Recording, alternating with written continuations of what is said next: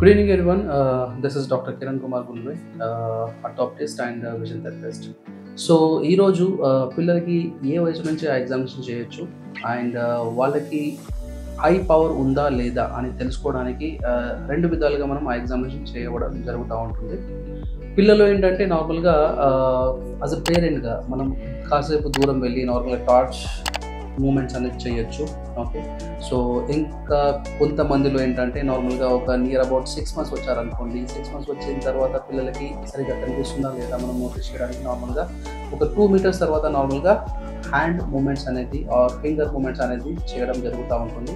Are 3 feetకి వెళ్ళి మనం చూడడం కూడా జరగచ్చు. సో వాళ్ళు నోటీస్ చేస్తున్నారా లేదా, సో ఒకవేళ నోటీస్ చేస్తున్నారంటే డెఫినెట్లీ నార్మల్ ఐ విజన్ ఉంది అని తెలుసుకోవచ్చు.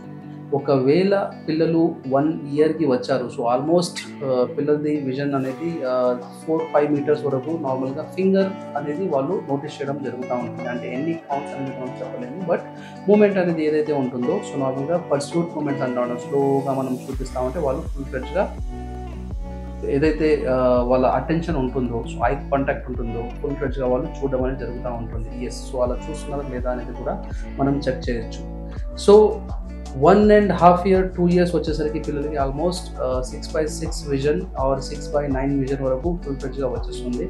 సో పిల్లలకి ఏంటంటే కూర్చోబెట్టి నార్మల్గా చిన్న చిన్న మనం బొమ్మలు నార్మల్గా చూపించి ఒక 5 meters దూరంలో కూర్చొని మనం వాళ్ళకి చిన్న చిన్న బొమ్మలు చూపించినా వాళ్ళు చూడగలుగుతారు. సో ఐడెంటిఫికేషన్ కోసం వాళ్ళకి చెప్పొచ్చు, ఎందుకంటే అప్పటికి మాటలు వచ్చేస్తూ ఉంటాయి పిల్లలకి.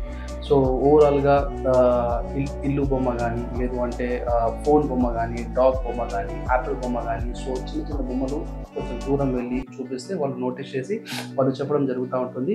ఎస్, సో అప్పుడు వాళ్ళ విజన్ అనేది నార్మల్గా ఉందని మనం కన్సిడర్ చేసుకోవచ్చు. ఒకవేళ చెప్పట్లేదు, ఏమైనా డౌట్ వస్తుంది, అప్పుడు ఐ స్పెషలిస్ట్ ఎవరైతే ఉంటారో పీడియాట్రిక్ ఆప్థాల్మాలజిస్ట్ కానీ, పీడియాట్రిక్ ఆప్టోమెట్రిస్ట్ కానీ వాళ్ళ దగ్గరికి వెళ్ళి డిఫరెంట్ వేలో ఉంటుంది. పిల్లలకి పీడియాట్రిక్ ఐ ఎగ్జామినేషన్ అనేది డిఫరెంట్ ఉంటుంది. పెద్దవాళ్ళకి పెద్ద మెషినరీస్లో పెట్టి చూడడం జరుగుతూ ఉంటుంది. చిన్నపిల్లలకి అయితే నార్మల్గా రెటినోస్కోప్, ఆప్థాల్మోస్కోప్, సో లియా చార్ట్ అనేవి ఇలా ఉంటా ఉంటాయి. అండ్ పిల్లలకి డ్రాప్స్ వేసి పోస్టర్ చాంబర్ ఏదైతే ఉంటుందో రెటినా మ్యాకులా అని అంటూ ఉంటాం, అది కూడా ఎగ్జామినేషన్ చేయడం జరుగుతుంది. సో ఎంతవరకు ఐ నార్మల్ ఉంది అనేది సో 2-3 సార్లు క్రాస్ చెక్ చేసిన తర్వాతనే మనం చెప్పగలము. అండ్ రెటినోస్కోప్తో పవర్ ఏమైనా ఉందా లేదా అనేది చెప్తారు. అండ్ ఆప్థాల్మోస్కోప్ ఏదైతే డైరెక్ట్ ఆప్థాల్మోస్కోప్ కానీ ఆర్ ఇండైరెక్ట్ ఆప్థాల్మోస్కోప్ కానీ దాని త్రూ మనం పోస్టర్ చాంబర్ ఎలా ఉంది అనేది అది కూడా చెక్ చేయడం జరుగుతూ ఉంటుంది. సో పిల్లలకి ఐ ఎగ్జామినేషన్ అనేది చాలా ఇంపార్టెంట్.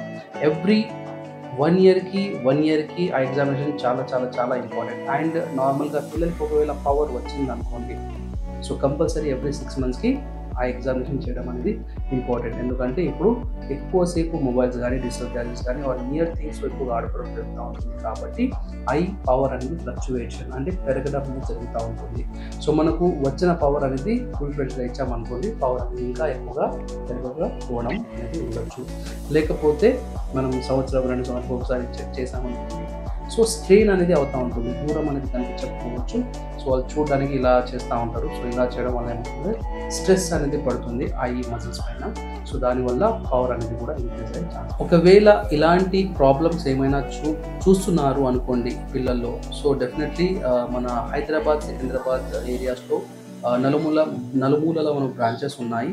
సో వెళ్ళి మీరు అక్కడైనా కన్సల్టేషన్ తీసుకోవచ్చు. Thank you.